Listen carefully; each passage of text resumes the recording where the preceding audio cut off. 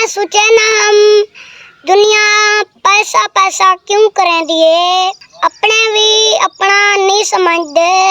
जय जय भी चार टके नो पैसा ए धीचो शहे दादा एक नायाब गाल कर गया।